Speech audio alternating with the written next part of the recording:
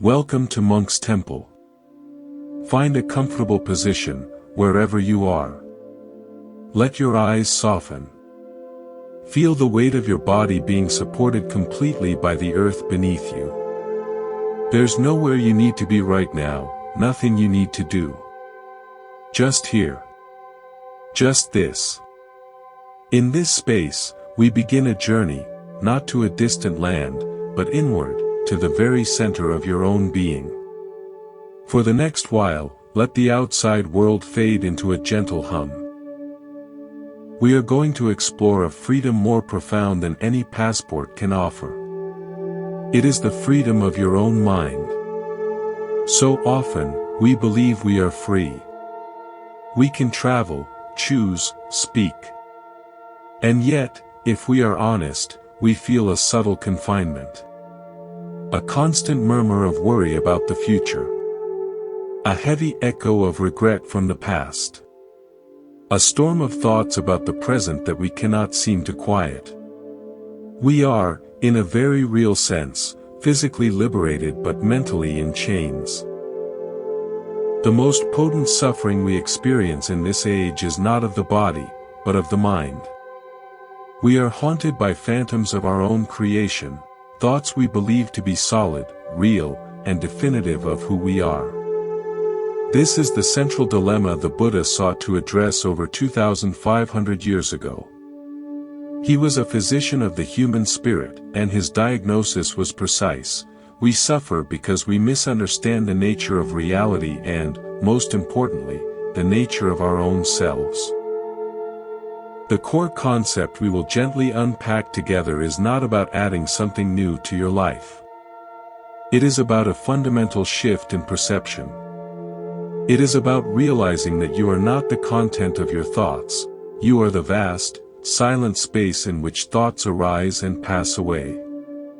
This is not a philosophical idea to be debated, but a living truth to be experienced. The entire path of Buddhism is a practical toolkit for this shift.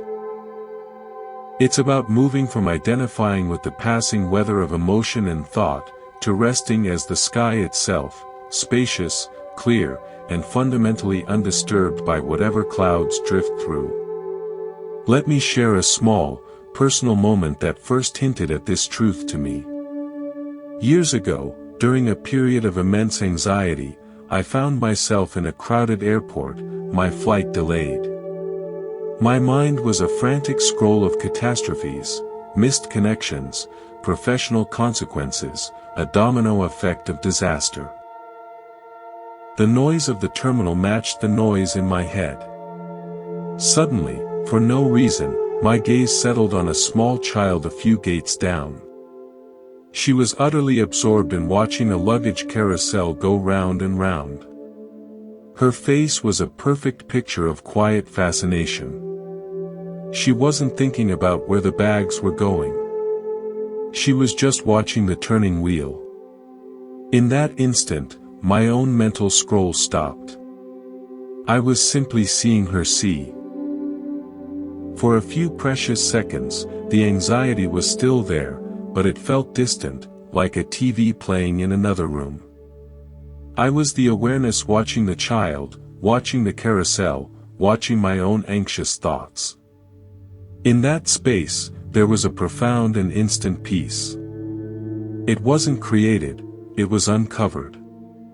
That was my first glimpse of the sky-like mind the Buddha taught about. It's always there, beneath the clouds of our thinking. Now, let us move into our first story, one that illustrates the heavy price we pay when we forget this spacious nature and hand over the keys to our inner peace. In a city of white marble and bustling markets, there lived a sculptor named Devi. Her skill was unmatched. She could make stone weep with beauty or sing with joy. But Devi lived in a silent prison of her own making. Her sense of worth was chiseled entirely by the opinions of her patrons. When a wealthy merchant praised a statue, she would feel light, brilliant, validated. But when a temple priest offered a mild suggestion, her entire world would turn to ash. She would spend nights staring at the offending piece, her mind carving deeper and deeper flaws into it, hearing phantom crowds calling her work mediocre. Her magnum opus was a statue of the goddess of compassion, commissioned for the city's central square. She worked for a year, every strike of her chisel an act of devotion and terror. The unveiling day arrived. A great crowd gathered. The cloth was pulled away. There was a collective gasp, then, silence. Not a reverent silence, but a confused, uncertain one. Then, a single, loud voice from the back, "The nose seems off." That was all it took. A murmur rippled through the crowd. Yes, the nose. "The is wrong." Devi stood frozen. She didn't hear the hundreds of people who were actually mesmerized. She heard only the one critic and the wave of agreement she imagined. She fled, humiliated, believing her life's work was a public joke. For weeks, she languished, unable to touch stone. The uncarved blocks in her studio seemed to mock her. Finally, desperate, she journeyed to a hermit who lived in a cave above the tree line. She poured out her agony. "My peace is a leaf in the wind of other people's mouths," she cried. "I am a slave to their glances." The hermit, an old woman with eyes like still water, listened.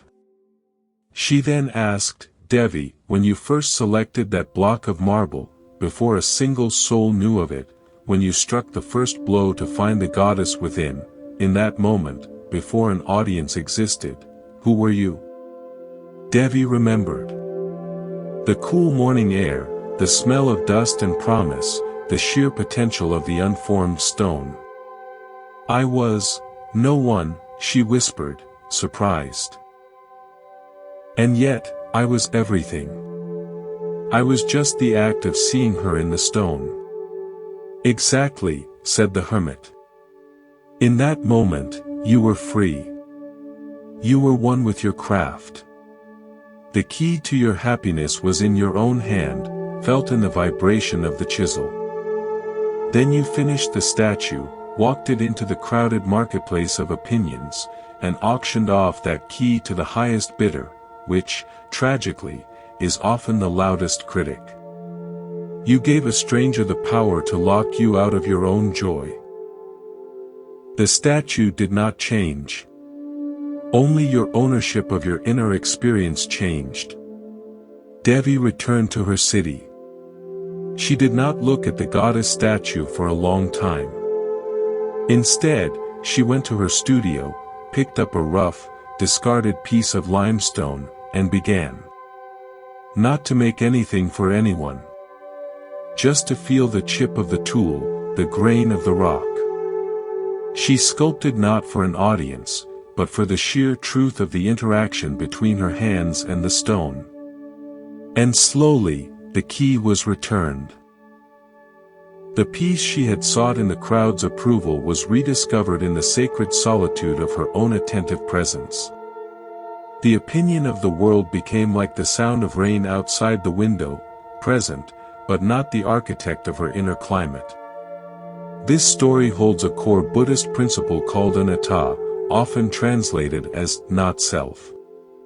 We construct a fragile identity from external things, our reputation, our work, what others think of us.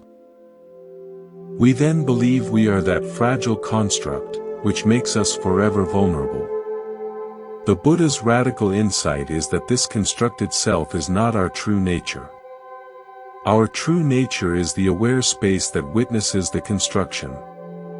Devi's freedom came when she stopped identifying as the sculptor who needs praise, and returned to being the pure awareness that sculpts.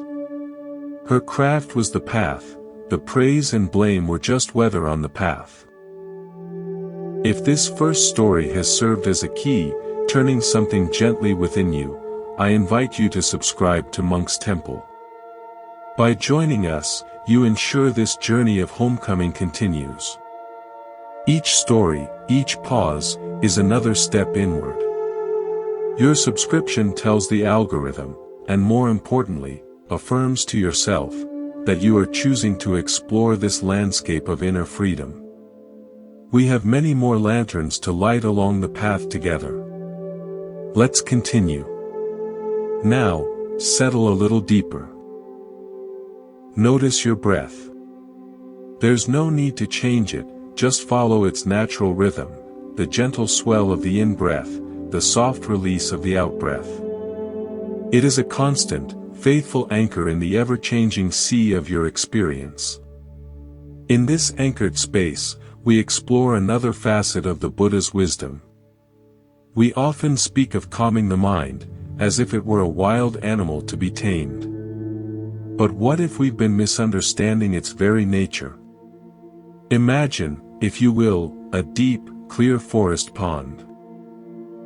The water is still, and the surface is a perfect mirror, reflecting the sky, the towering trees, the passing birds. Now, imagine a child skipping stones across that pond. Each stone creates a series of ripples. The reflections shatter, distort, overlap into chaotic, moving patterns. If you try to stop the ripples by slapping the water, you only create more disturbance. If you try to catch the stones mid-air, you exhaust yourself. Most of us live our lives on the surface of that pond, desperately trying to manage the ripples, obsessing over each new stone, believing the distorted, chaotic reflection is reality itself. The Buddha's insight points us elsewhere. He invites us to look beneath the surface. Below the ripples, the pond is undisturbed. Deep down, the water is cool, calm, and still. The ripples are real, but they are a surface phenomenon. Our thoughts, emotions, and reactions are the ripples. Our awareness, our true nature, is the deep, still water. The practice of mindfulness is not about stopping the stones from being thrown. Life will always throw stones. It is about learning to rest in the depth, to know ourselves as the still water that can contain the ripples without being fundamentally altered by them. This is a cornerstone of Buddhist meditation, finding the unconditioned peace that exists prior to conditions. Let me illustrate with a story, one of patience and hidden depths. In a village plagued by drought, the only remaining water source was a deep, ancient well. It was said the well was connected to underground rivers that flowed from the heart of the mountains. But the water level had sunk so low it was invisible from above. People would come, lower their buckets with frantic haste, and yank them back up, hearing only a dry scrape at the bottom. "The well is dead," they declared, succumbing to despair. All except for an old man named Aravind. Every morning at dawn, he would come to the well. He would lower his bucket slowly, gently, until the rope went slack. Then he would wait. He would sit, eyes closed, not pulling, just listening. He'd wait for a full 10 minutes while others scoffed. "You're wasting your time, old man. There's nothing there." But Aravind was not just waiting idly. He was allowing the bucket to settle. He was aligning his own breathing with the vast, slow patience of the earth. After the waiting, he would draw the rope up, not with a frantic jerk, but with a smooth, steady pull. And every single time, his bucket emerged full of cool, clear water. The villagers were astonished. "How? Our buckets come up empty." Aravind said, "You are drawing from the panic, not from the water. When you lower your bucket in fear and jerk it up in haste, you disturb the little water that is there. It splashes, it muddies, it retreats. You are skimming the surface of your own impatience. I lower my bucket to the very bottom of the well, and then I wait. I let the stillness of the well and my own stillness become one. In that stillness, the water seeps in, slowly, surely, filling the space. Your mind, in its rush, is a bucket constantly in motion, never allowing itself to be filled by the deep, still peace that is always present beneath your worries. This story speaks to the heart of meditation, or samadhi. Cultivating collected, tranquil focus. We often approach meditation like the desperate villagers. We sit down and immediately start doing, trying to force peace, to chase away thoughts, to achieve a certain feeling. This striving is the frantic lowering and raising of the bucket. It creates more disturbance. The Buddha taught the practice of non-doing awareness. It is the gentle lowering of your attention into the present moment, and then the patient, non-grasping waiting. You allow the mind to settle. Thoughts will arise, let them. Don't jerk the bucket. Just wait, anchored in the sensation of the breath or the body. In that patient, non-resistant allowing, something profound happens. The deep, still waters of innate peace and clarity naturally infuse your awareness. You are not creating peace, you are ceasing to disturb it. This leads us to another principle, impermanence, or anicca. The ripples on the pond always settle. The storm always passes. The stone stops skipping. Our error is believing the temporary ripple is permanent, or that the calm surface, once achieved, should last forever. We suffer because we cling to the pleasant ripples and resist the unpleasant ones, forgetting both are fleeting. The still water, however, is constant in its nature. It is always capable of stillness. Consider the humble bamboo in a storm. It does not stand rigid like the mighty oak, which may snap under the force of the wind. The bamboo bends. It sways wildly, its leaves thrashing, its trunk arching almost to the ground. It yields completely to the power of the storm. And when the storm passes, it gracefully returns upright, often stronger for the flexing. The bamboo understands anicca. It does not resist the temporary condition of the storm.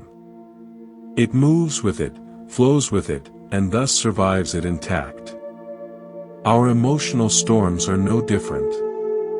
Grief, anger, fear, these are powerful, temporary weather systems. The suffering intensifies when we become rigid, when we mentally shout at the storm, "You shouldn't be here. Go away." We try to be the unyielding oak and risk breaking. The path of wisdom is to learn the resilience of the bamboo. To allow the storm of feeling to move through us. To feel the bending, the swaying, the intensity fully, without building a permanent home in it. To know, in the depths of our being, this too shall pass. This yielding, this allowing, is not weakness. It is the profound strength of the deep, still water and the flexible bamboo. It is the application of equanimity. So, as you breathe now, can you sense both the ripple and the depth? Can you feel the temporary movement of thought, and the deeper, quieter awareness that notices the thought? You are both. But your freedom lies in identifying with the depth, not the ripple. Rest there for a moment, in the patient, still water awareness. Let's continue this journey inward. As you settle, perhaps notice the spaces between your breaths, that subtle, silent pause after the out-breath, before the in-breath begins again. In that pause, there is no doing, only being. It's a doorway. Tonight, we walk through that doorway into a landscape where things are not quite as solid as they seem. We live in a world of things. A cup, a chair, a thought, an emotion, a self. We believe in their separateness, their permanence. We think the cup is the cup, and I am me, and that this feeling of anger is a solid, real entity that owns me. The Buddha's revolutionary insight, the core of his enlightenment, was seeing through this illusion. He called it dependent origination. Nothing exists independently. Everything arises based on conditions, and ceases when those conditions change. The cup is made of clay, water, the potter's skill, the heat of the kiln, the concept, cup. It is a temporary coming together of non-cup elements. You are made of food, water, memories, relationships, the air you breathe. Your anger is made of a trigger, a past memory, a bodily sensation, a story you tell yourself. This is not just philosophy, it is a liberating truth. When you see the anger not as a solid monster, but as a fleeting constellation of causes and conditions, its power over you dissolves. You see its emptiness of a separate, permanent self. This is sunyata, often translated as emptiness, not meaning nothingness, but the lack of independent existence. Let me share a story about this interconnected, fluid nature of all things. In a valley between two great mountains, there were two springs. One emerged on the northern slope, cold and clear. The other seeped from the southern rock, warm and mineral-rich. Each spring believed itself to be the true source of water for the valley. I am the essential one, the cold spring would burble. My clarity is purity itself. No, the warm spring would steam gently. My warmth gives life, my minerals give strength. I am the vital one. From each spring, a stream began. They trickled down their respective mountainsides, each following its own path, never meeting, each singing its own song of independence. But the valley floor was flat and wide. As the seasons turned, the streams, without any conscious intent, began to meander. A heavy rain would push the cold stream's course. A rockslide would divert the warm stream's flow. Slowly, inevitably, over decades, their paths drew closer. One spring, during a great thaw, their waters finally met. There was a moment of turbulence where cold and warm water swirled together, creating strange currents. But then, something magical happened. They didn't become a cold stream or a warm stream. They became a new river. A river with an entirely new temperature, a new mineral composition, a new depth and speed. This new river could not trace itself back to a single source. It could only say, I am because the cold spring and the warm spring and the rain and the rocks and the slope of the land all came together. It was not a thing, but a process. A happening. You are that river. What you called me is a flowing, changing confluence of countless springs. Your genetics, your childhood, the book you read yesterday, the food you ate today, the person who smiled at you, the thought that just passed. There is no solid, separate spring of a self to be found. The suffering arises when the river tries to argue, I am only the cold water. I must remain purely cold. It resists the warm water, resists the rain, resists the merging. It creates conflict with its own nature. Peace is found when the river simply flows, understanding its true nature as an ever-changing, interdependent phenomenon. This is the profound Buddhist teaching of interbeing. You inter-are with all of life. This leads us to a powerful personal practice. When a difficult emotion arises, instead of saying, I am angry, try the experiment of saying, anger is present.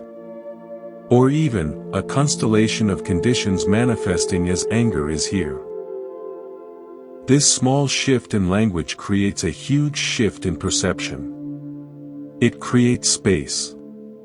You are no longer the angry person, you are the aware space in which the weather pattern of anger is passing through. You are the valley, not just one stream fighting another. Now, consider another metaphor, the mosaic.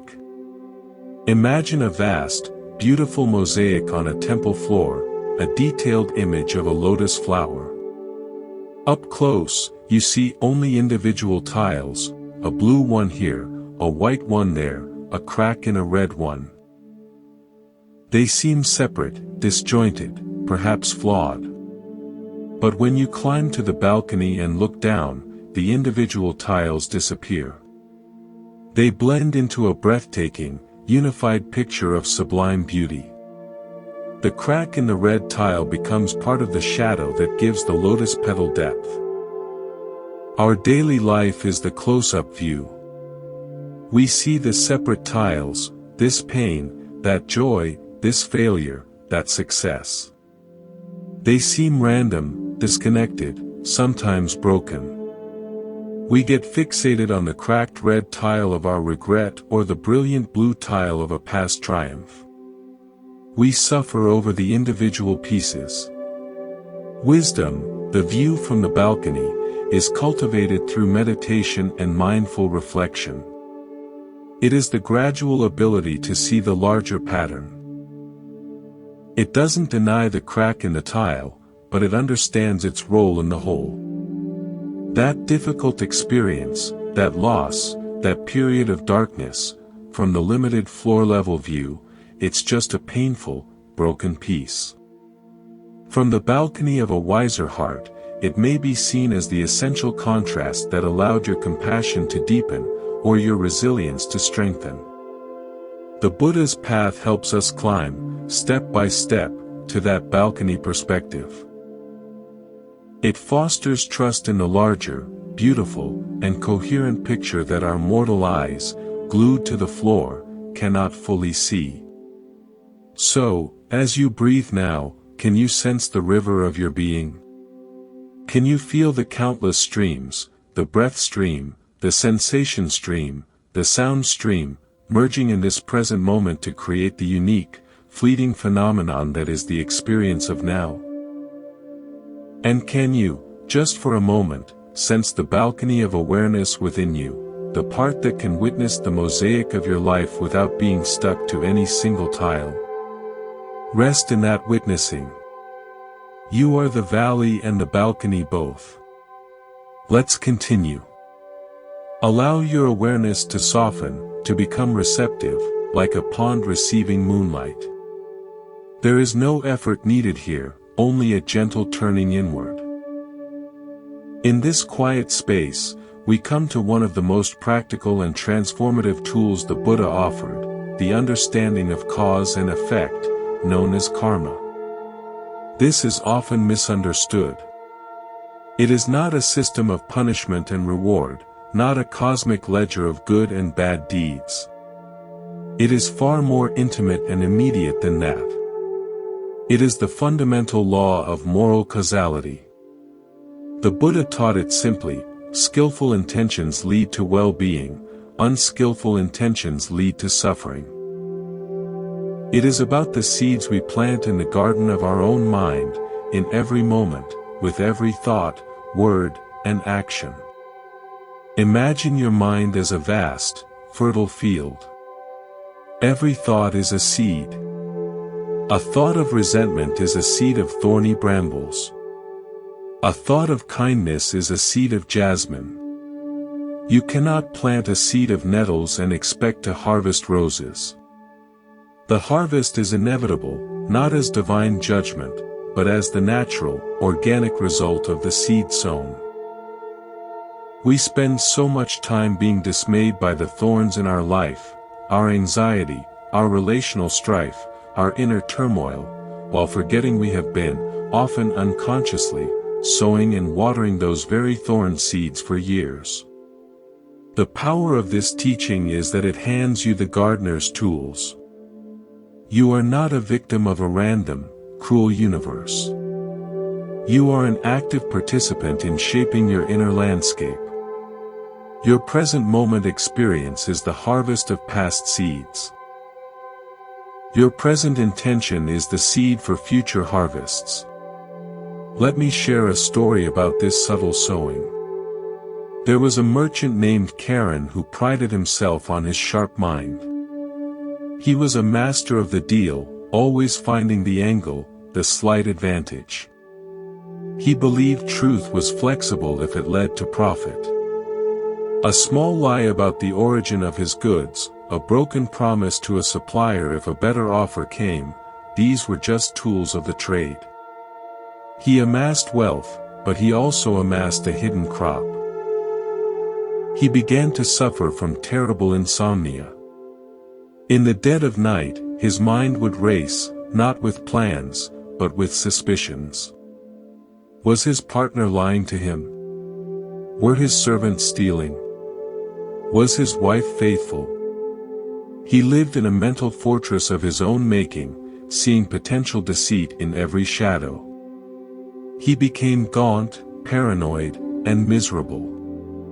He visited doctors, took tonics, but nothing helped. Finally, a friend suggested he speak to a meditation master in the woods. Desperate, Karen went. He described his sleepless torment. The master listened and asked, "Tell me, when you lie down at night, what is the last thought you have?" Karen thought. "I check the lock on my strongbox. I go over the accounts in my head. I wonder if today's contract will hold." And before you became so successful, the master asked gently, "What did you think of as you lay down?" Karen's face softened for a moment. I would think of my father's stories. Or I would listen to the rain on the roof.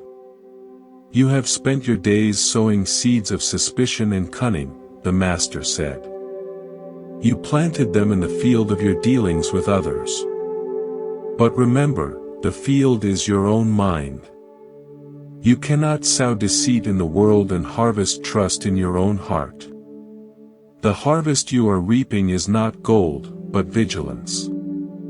Your mind, trained to see falsehood in others, now cannot stop seeing it, even in the silence of your own room. It is simply yielding the crop you planted. What can I do? Karen pleaded. Start sowing new seeds, the master said. Begin with one true thing. Tomorrow, in one small deal, be meticulously, unnecessarily honest. Offer a piece of information that might disadvantage you. Plant that seed. Then, as you lie down, don't count gold. Remember that one honest act. Water that seed with your attention. The old thorns will not vanish overnight, but new, softer shoots will begin to grow alongside them. Karen, skeptical but desperate, tried it. The next day, he told a buyer about a minor flaw in a shipment the buyer would never have discovered. That night, as he lay in bed, he remembered the buyer's look of surprise, then gratitude. It felt clean.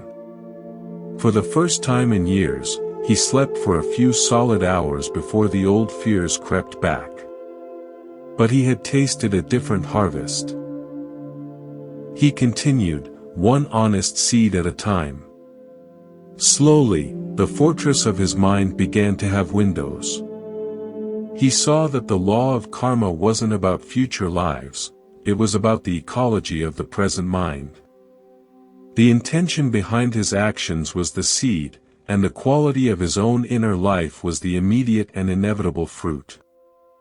This story brings us to the Four Noble Truths, the Buddha's first and foundational teaching. The first truth: there is suffering, dissatisfaction, dukkha. Karen's paranoia and insomnia were dukkha. The second truth, there is a cause of suffering, which is craving and ignorant clinging, tanha. Karen's craving for gain through cunning was the cause. The third truth, there is an end to suffering, nirodha. Peace is possible. The fourth truth, the path leading to the end of suffering is the Noble Eightfold Path. Karen began to walk that path with right action, honesty, and right intention, the intention of truthfulness over gain. The Eightfold Path is not a linear staircase, but 8 interconnected aspects of a life oriented toward wisdom and compassion. It includes how we understand the world, right view, how we intend to act, right intention, how we speak, right speech, how we behave, right action, how we earn a living, right livelihood, how we direct our energy, right effort, how we pay attention, right mindfulness, and how we concentrate our mind, right concentration. It is a complete guide for tending the inner field, for planting seeds that yield a harvest of peace. So, as you rest in awareness now, consider the seeds you are planting in this very moment. Is your attention a seed of patience or impatience? Is your intention toward yourself one of kindness or criticism? You are the gardener, the field, and the harvest all at once. There is immense empowerment in this truth. You hold the seeds for your own future peace in the palm of your present intention. Let's continue. As we sink deeper into this shared stillness, I invite you to notice a simple truth: you are aware. Before any thought about what you are aware of, there is just the pure fact of awareness itself, open, spacious, and knowing. This innate awareness is your most fundamental home. The entire journey of Buddhism is a journey of coming home to this, of clearing away the clutter of mistaken identity so this innate clarity can shine unimpeded. It's not about becoming someone new. It's about unbecoming everything you are not. One of the most beautiful and challenging teachings on this path is that of non-attachment. This is often misunderstood as detachment, as becoming cold, uncaring, or indifferent. Nothing could be further from the truth. Non-attachment is the ultimate form of love and freedom. It means engaging fully with life, with its beauty and its pain, without the desperate, clinging need for it to be a certain way for you to be okay. It is loving a flower without needing to pick it and possess it, knowing your appreciation is richer when the flower remains on its stem, part of the living world. It is loving a person without needing them to change to validate your love. It is enjoying success without building your identity upon it, and facing failure without letting it define your worth. Attachment is the mental glue that says, "This must stay for me to be happy," or "This must go for me to be at peace." Non-attachment is the wisdom that says, "I can meet this, just as it is, with an open heart." Let me illustrate with a story of profound release. In a coastal village, there was a master boatmaker, Elian, known for crafting perfect, graceful fishing vessels.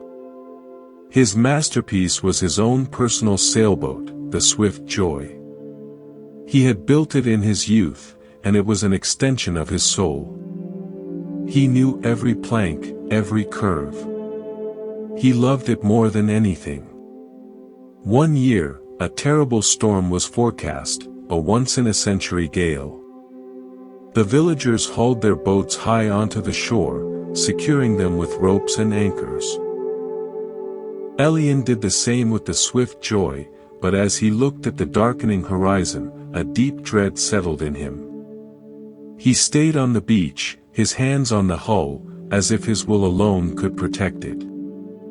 The storm hit with monstrous fury. Wind screamed, and waves like mountains crashed onto the shore. Elian watched in horror as the ropes on the swift joy snapped, one by one. The boat was being pulled toward the raging sea. Without thinking, he threw a rope around his waist and tied the other end to the boat's cleat, planting his feet in the sand. He would hold it fast. A tremendous wave surged. The force was cosmic. It ripped the boat from the sand and Elian from his footing. He was dragged into the violent surf, tangled in the rope, pulled under by the weight of the very thing he loved most. He fought, but the water was stronger. Just as his lungs were bursting, a terrifying clarity came to him. I am going to die for a boat. In that instant, he let go. Not of life, but of the fight.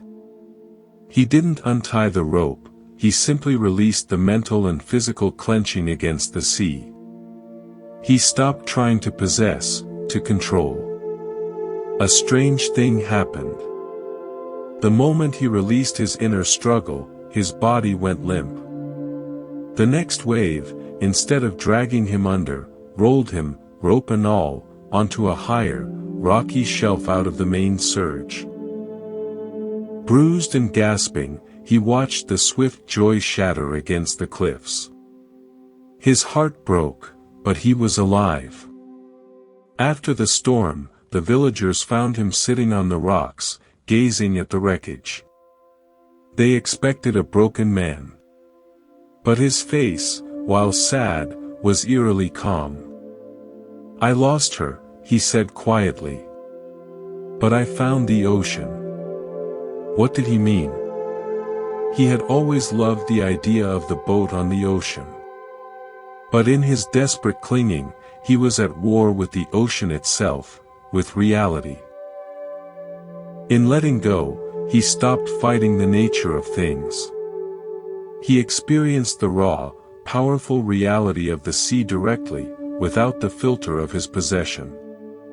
He saw that his true love was not the wooden vessel, but the freedom, the vastness, the elemental power it had allowed him to engage with. The boat was a means, not the end. His attachment had blinded him to the very thing he cherished. His non-attachment, forced upon him in a life-or-death moment, returned him to the source of his original joy. This story is a powerful allegory for the Buddha's teaching on upadana, clinging or grasping. We cling to possessions, to people, to views, to states of mind. This clinging is the rope that binds us to suffering.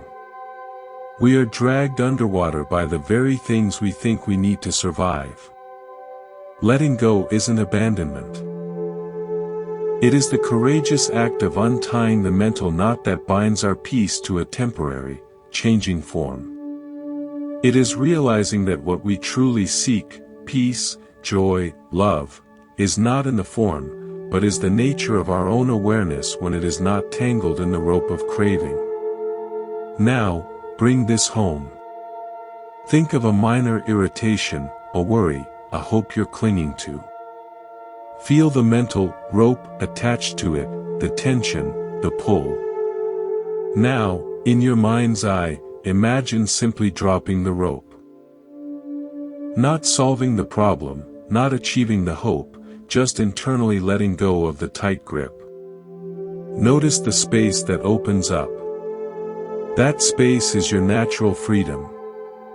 The Buddha's path is a gradual training in this letting go, in every moment, with small things and big things, until it becomes the default setting of your heart.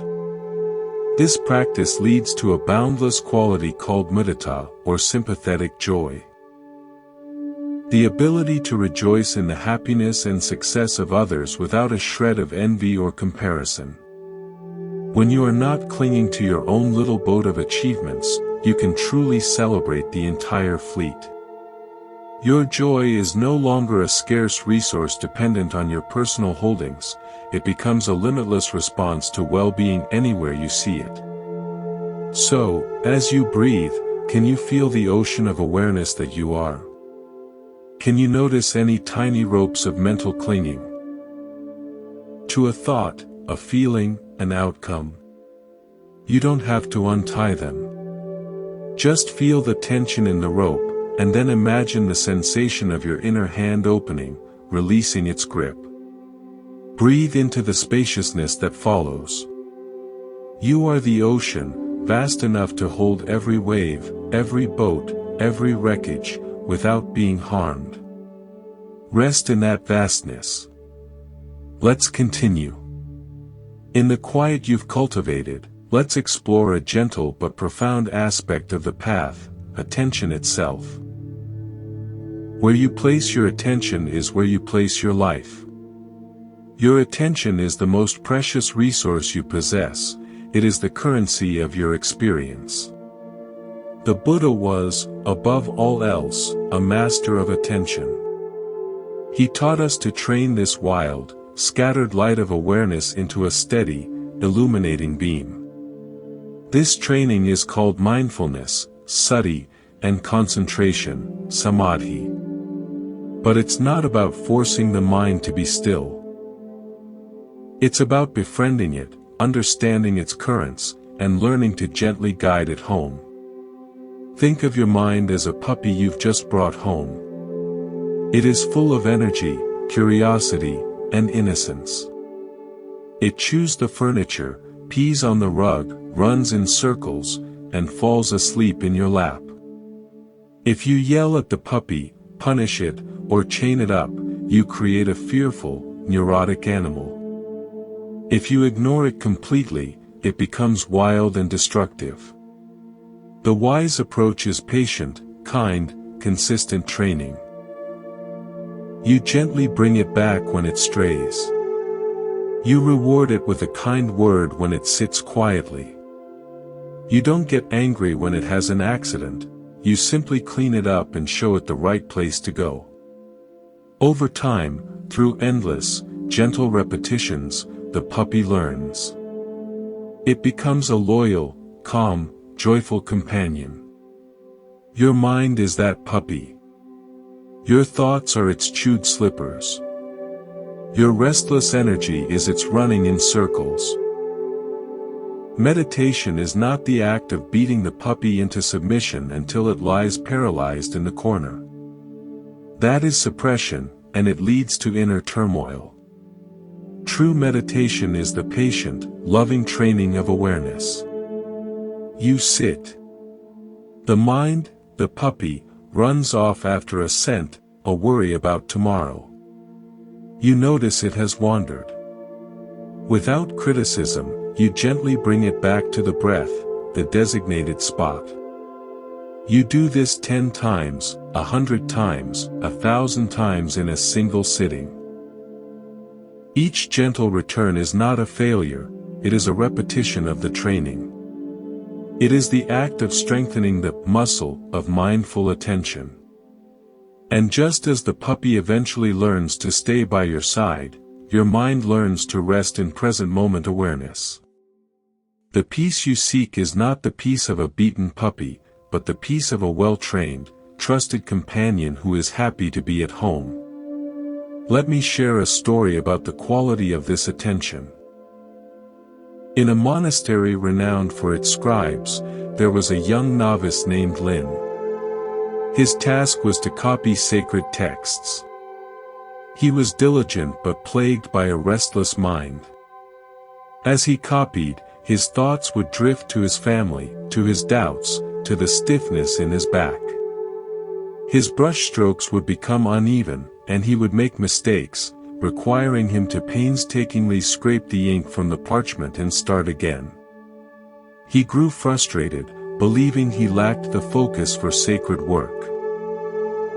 The head scribe, an ancient monk with hands like parchment himself, observed Lin's struggle. One day, he placed a single, perfect cherry blossom on Lin's desk. Today, the old monk said, "You will not copy a text. You will copy this blossom." Lin was confused. "Copy it? With my brush?" "No," said the monk.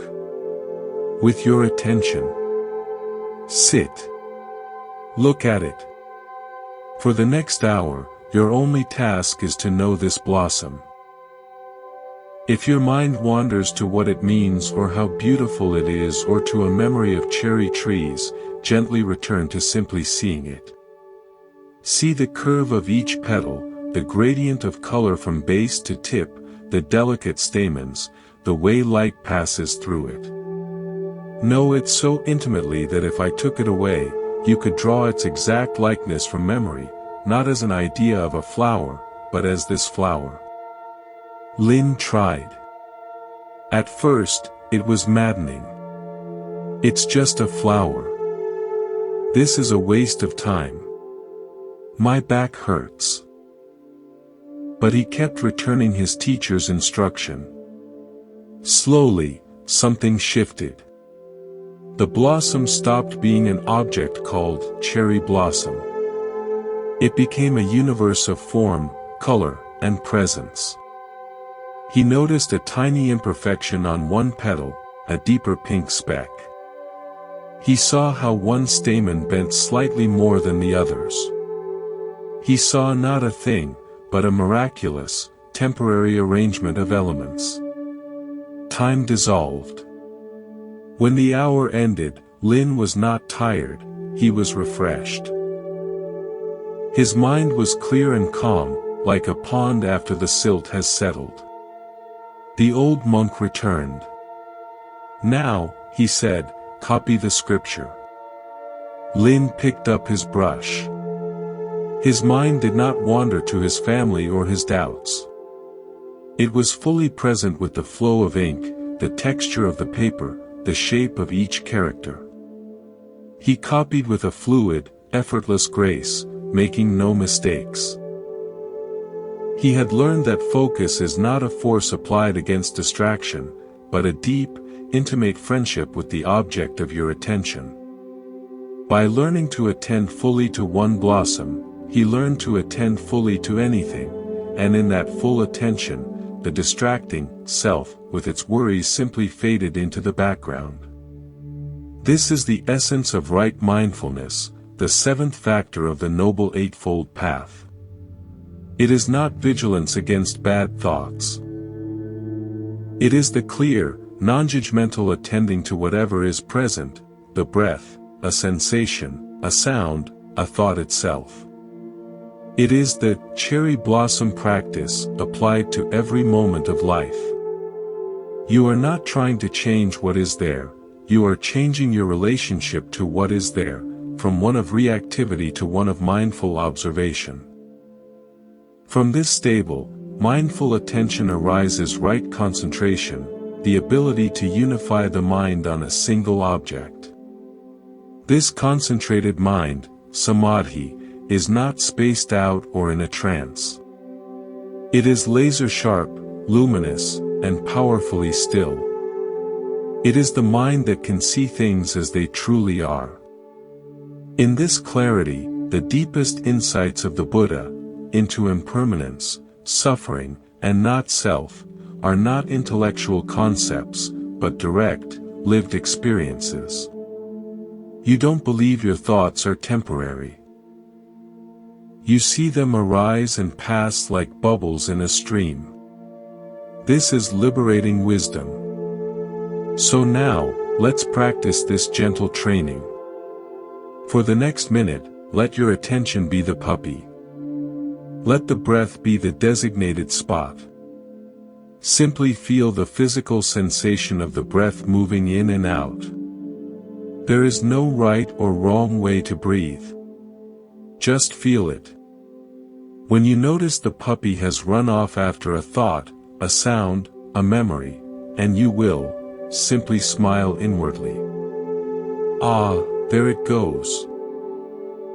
Then, with the utmost kindness, lead it back to the feeling of the breath. No scolding. Just a gentle return. Each return is a victory. Each return is you, building the home of your own awareness. Let's continue. As you rest in this gentle awareness, we turn to a principle that is the very heartbeat of the Buddhist path, compassion, karuna. But we must understand this not as a sentimental feeling or a moral obligation, but as a natural force, as inevitable as gravity. It is the direct, felt response to the understanding of interconnectedness we touched on earlier. When you see through the illusion of a separate, solid self, when you truly know that you are the river made of many streams, then the suffering of another is not an external event. It is felt as a disturbance in the shared field of being. Compassion in Buddhism is not, "I feel sorry for you." It is a profound, "We are in this together, and I feel the tremor of your pain in my own being," because there is no real separation. This is coupled with loving kindness, metta, the unconditional wish for all beings to be free from suffering and to possess happiness. Imagine a vast, silent night sky. Each being is a star. From our earthly perspective, the stars seem separate, distant points of light. But if you were to journey to the heart of the galaxy, you would see they are all part of a single, swirling, interconnected nebula, bound by the same gravity, born of the same cosmic dust.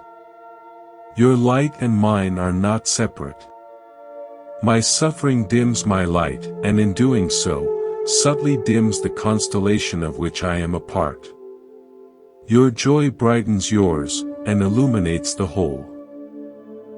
Compassion is the gravity that pulls us toward each other's pain, not with despair, but with the innate desire to restore balance, to brighten the shared sky. Let me share a story that embodies this radical, boundless compassion. In a war-torn land, a lone Buddhist monk named Tashi maintained a small, crumbling monastery in a no-man's land between two hostile armies. Soldiers from both sides would sometimes stumble upon the place, wounded, desperate, or seeking shelter. Tashi's rule was simple: he helped anyone. He would bind the wounds of a soldier from the north, and an hour later, offer water to a scout from the south. He saw no sides. He saw only human beings in pain. One bitter winter night, a young, fierce commander from the northern army, his arm bleeding from a saber cut, pounded on the monastery door. Tashi let him in, sat him by the fire, and cleaned his wound. As he worked, the commander, seething with rage, spat out, "You monks are fools. You help even the southern dogs. They would slit your throat without a thought." Tashi remained silent, finishing the bandage. Then he pointed to the small fire in the hearth. "See this flame, Commander?" he asked softly. "Does the fire ask if the hands that warm themselves over it are northern hands or southern hands? Does the flame withhold its heat based on the uniform of the man who approaches? No. The fire gives warmth because it is the nature of fire to give warmth. To do otherwise would be to cease being fire." The commander scowled. "I am not a fire. I am a soldier. My nature is to destroy my enemy." "Is it?" Tashi asked, his eyes deep and calm. "Or is that the nature of the uniform, of the propaganda, of the fear? Strip those away in this quiet room, and what is left? A man who is cold, in pain, and far from home. The southern scout I helped yesterday was also just a man, cold and afraid. Your pain and his pain taste the same to the tongue of compassion. My help is not a political act.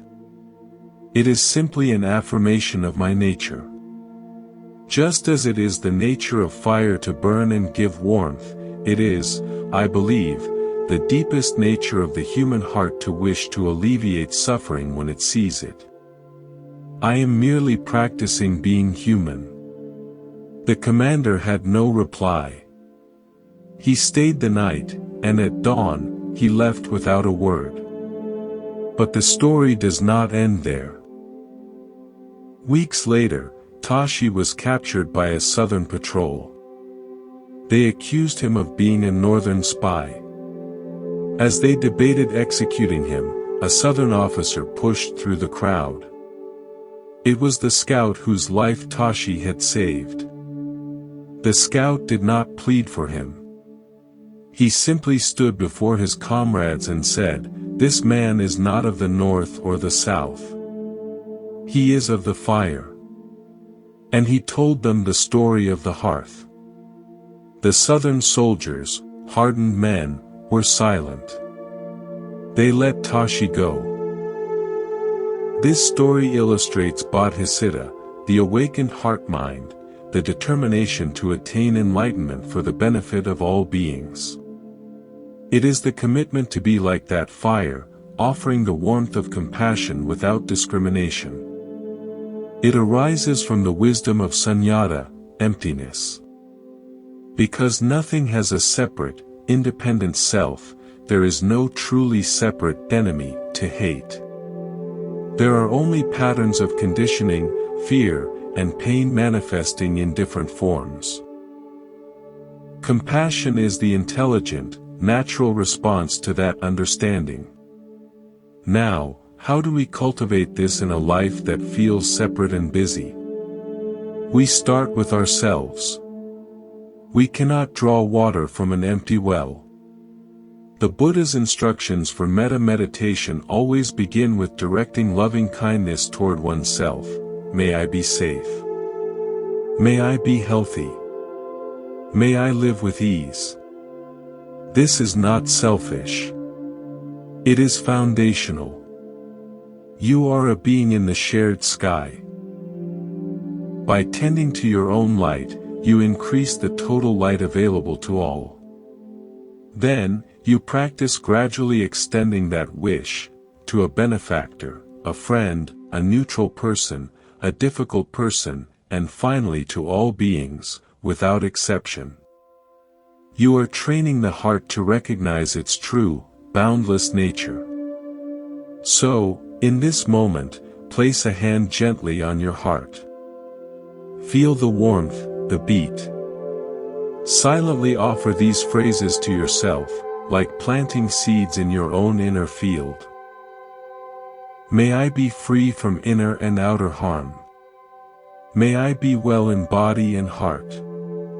May I be peaceful. May I live with kindness. Then, imagine someone you care for easily, and extend the wish to them, may you be safe, may you be well. Feel the natural, flowing quality of this care. This is the fire in your own hearth, and it is your birthright to let it burn without conditions. Let's continue. In this deepening quiet, let's explore a concept that is the very ground of the Buddha's enlightenment. The end of suffering.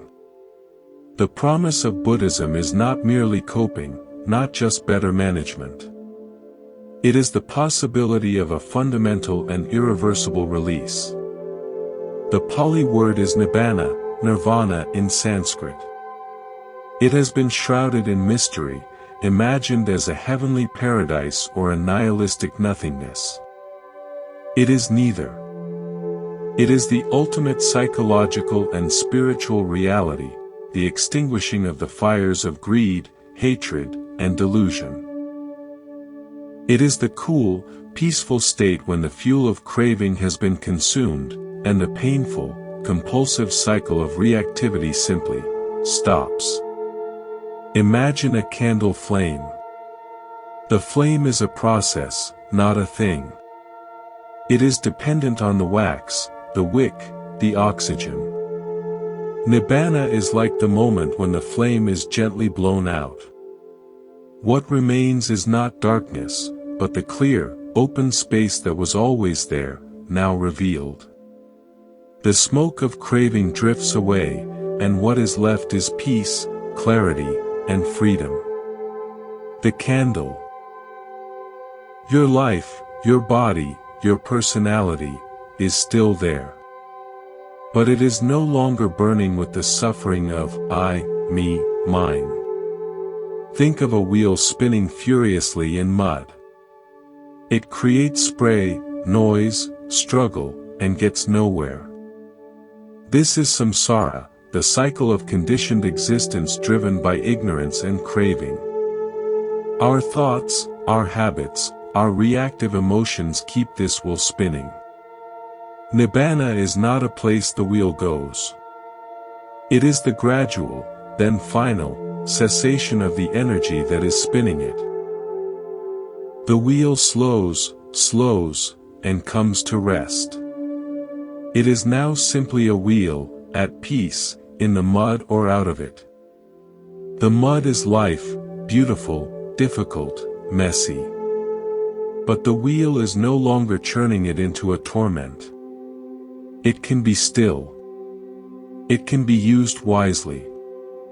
Or it can just be. Let me share a story that points toward this profound stillness. There was a master archer named Kalen, whose fame spread across the kingdoms. He could split an arrow already in the target, hit a moving leaf on the wind. Yet, for all his skill, he was a deeply agitated man. His mind was the true target he could never hit. After every victory, he felt hollow. The applause faded, and a restless emptiness remained. He heard of a sage who lived beyond the maps, a man said to have found the deathless peace. Desperate, Kalen embarked on a long journey, finally finding the sage living in a simple hut by a vast, silent lake. "Great sage," Kalen said, bowing. "I have mastered the bow, but I cannot master my own mind. I am told you know the secret of the deathless. Please, teach me." The sage smiled. "Show me your skill." Eager to impress, Kalen strung his bow. He pointed to a distant willow tree. "See the third branch from the top? The leaf that is just turning gold." "I see it," said the sage. Kalen drew, focused, and released. The arrow flew true and pinned a golden leaf to the branch. "Remarkable," the sage said softly. "Now, do it again." Kalen shot again, pinning the leaf next to it. "Again," said the sage. Kalen shot for hours. The sun moved across the sky. His shoulder ached. The quiver emptied. He was drenched in sweat, his mind a blur of strain and focus. Finally, exhausted, he lowered his bow. "Sage, I have shot all my arrows.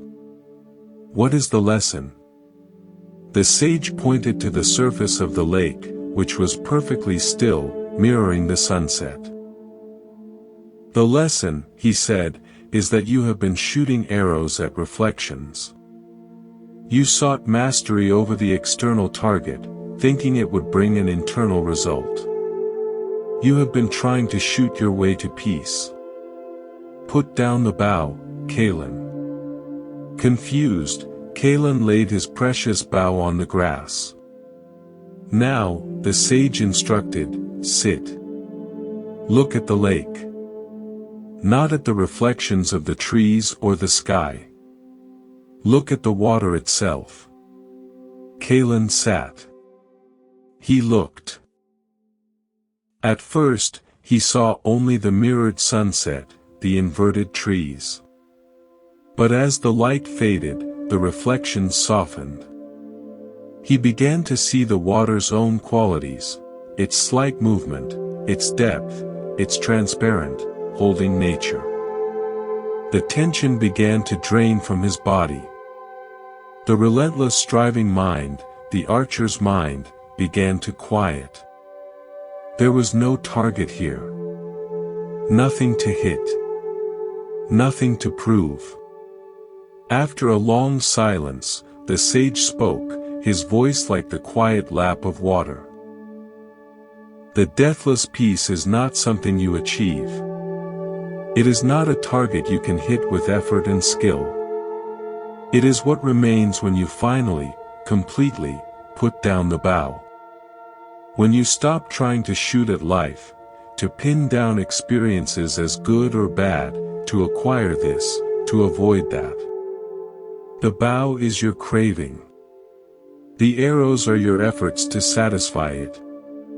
The target is your idea of a perfect self, a perfect life. It is all a reflection. Put it down. Rest in the water of your own being, which has been still and clear beneath the ripples of all your striving. Kalen stayed by that lake for many months. He never picked up his bow again in the old way. He learned to sit, to breathe, to let the archer dissolve. One day, he found he could pick up the bow, but it was different. He was not shooting for anything. The action was clean, effortless, a movement of the universe itself. He had not found a new skill. He had lost the archer who needed one. The fires of his ambition, his restlessness, his need for validation, had burned out. What remained was a cool, compassionate presence. That was his glimpse of Nibbana, not as a distant heaven, but as the nature of mind when the weapons of craving are laid down. This is the culmination of the path. The Four Noble Truths are the diagnosis and cure: cease suffering, abandon its cause, craving, realize its cessation, and cultivate the path. Nibbana is the third truth realized. It is the peace at the end of all seeking. It's important to know that glimpses of this, moments of complete ease and freedom from self-concern, are available to anyone on the path. They are moments when the wheel slows, when the bow is put down. They are encouragements. So, in your awareness now, can you sense the weight of any bow you are holding? A striving, a wanting, a needing for something to be different. You don't have to throw it away. Just feel its weight in your hands. And then, in your imagination, gently lay it down on the grass of your heart. For just these few breaths, stop aiming at anything. Stop trying to be better, calmer, wiser. Just be the lake. Aware. Still. Capable of reflecting the world perfectly, but not defined by any reflection. This is your true nature, waiting beneath the activity of the archer. Let us arrive here, together, at the end of this journey and at the beginning of everything that matters. The stories have been shared, the metaphors offered like maps drawn in the sand. But the territory they point to is your own direct experience, the only place where true understanding lives. Buddhism, at its heart, is not a belief system to adopt, but a profound invitation to verify. The Buddha's final words were said to be, "Strive on with diligence." Not, "Believe me," but, "See for yourself." So, what is the essence we have been circling? It is the courageous and gentle project of coming home. You have spent a lifetime, perhaps many lifetimes, building a house of thoughts, a house with rooms labeled, "My past, my fears, my achievements, my future." You have decorated it with opinions, lined the halls with judgments, and locked the doors with habits. You have lived in this house, believing you are the house. And you have suffered its drafts, its creaks, its confines. The path of the Buddha is the patient realization that you are not the house. You are the sky in which the house appears. You are the spacious, aware, luminous presence that can walk through all the rooms without needing to own any of them. The practices, mindfulness, ethical living, compassion, meditation, are not about building a better house. They are about stepping outside, again and again, to remember the sky. To feel the wind of impermanence on your face. To see the stars of interconnectedness above. And to realize you were never truly confined. This is not a passive resignation. It is the ultimate active engagement with reality. It takes tremendous energy to maintain the illusion of a separate, solid self, to keep defending the house, repairing its cracks, fearing its collapse. Letting that energy go is not collapse, it is liberation. That energy then becomes available for life itself, for creativity, for love, for service, for simple joy. You trade the full-time job of being a self for the freedom of being awareness. Let me offer one final, original story, a parable of integration. In a city of perpetual noise, there was a famous clock tower at the central square. Its giant gears were always turning, its heavy pendulum always swinging, its great bell marking each hour with a deafening bong. The people of the city were proud of it. They regulated their lives by it. They believed the sound of the bell was time. Inside the clock tower, however, lived the old keeper, Aya. Her world was the exact opposite of the noise below. Her chamber was at the very top, above all the machinery. Here, it was silent.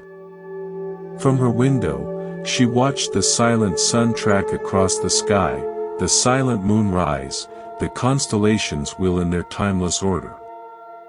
She knew the clock was a useful, clever machine, but she also knew it was merely pointing to something infinitely larger and quieter. One day, a young, anxious man from the city climbed the tower, seeking her out. "Keeper," he said, his words tumbling out. "The bells. They control everything. I run from one appointment to the next, haunted by the next bong. My life is measured in frantic ticks. Is there any escape from time?" Aya gestured for him to sit by the window. They sat in silence for a long while, looking at the vast, still sky. "Tell me," she said softly, "when you hear the bell, what do you hear?" "I hear that an hour is gone. That I'm late, or that I must start a new task." "Ah," she said. "You hear the story about the sound. You are listening from the square below. Try listening from here." At that moment, the great gears below them engaged. The man braced for the noise. The bell struck, bong, but from this height, surrounded by open sky, the sound was different. It was a clean, clear wave that expanded outward and was swallowed by the immense silence. It didn't feel like a command. It felt like a single, musical note appearing in a silent universe, and then vanishing back into it. "I hear a sound," the man whispered, astonished. "Just a sound." "Yes," Aya said. "The clock is useful for the city. But you have confused the useful machine with reality itself. You have been living inside the gears, thinking their ticking is the truth of the universe. Come up to the silent room. This is always here. The ticking happens within the silence. The bell rings within the peace. You are not a slave to the clock. You are the awareness that can hear the bell, and also hear the silence that holds it. You can use the clock without being imprisoned by it. The young man understood. He began to climb to his own silent room every day through meditation, a space above the machinery of his churning thoughts. He didn't destroy the clock of his life, his schedules, his duties. But he stopped living inside its gears. He accessed the sky-like awareness that could contain it all without being defined by any of it. He was both the responsible citizen in the square and the keeper in the silent tower. He was free. This is the integration.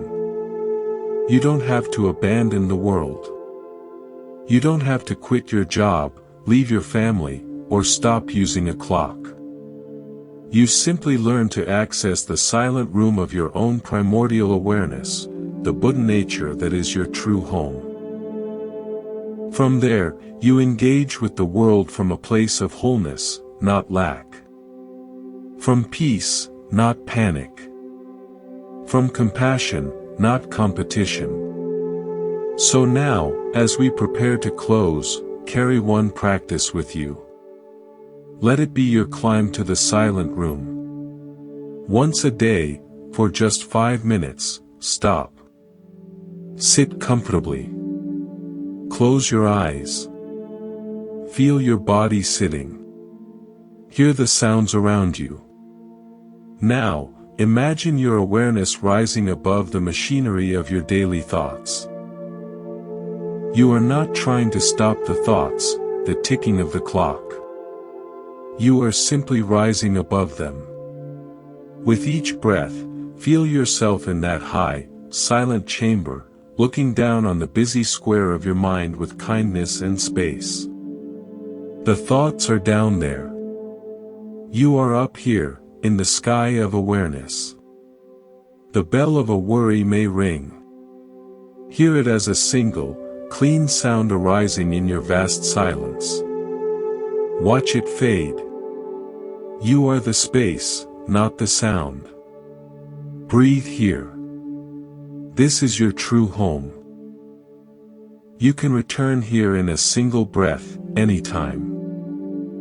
The journey you have taken with these words is yours now. The teachings of the Buddha are a gift, but they are not yours until you unwrap them in the laboratory of your own life. Test them. See if letting go brings peace. See if mindfulness brings clarity. See if compassion brings connection. Strive on with diligence. Thank you for allowing Monk's Temple to be a part of your journey home. If this space has offered you refuge or insight, please help us keep the door open for others. Subscribe to the channel to join a community of fellow travelers. Ring the notification bell so you don't miss our next shared moment of stillness. Like this video if it has served you. It is a silent nod of encouragement to us and to others seeking the path. And most importantly, share your thoughts in the comments below. Your insight may be the key that unlocks another's silent room. This is not goodbye. It is an invitation to continue, together and individually, in the great, compassionate work of awakening. You are the sky. You are the silent room. You are home. May you be well. May you be peaceful. May you be free, now and always.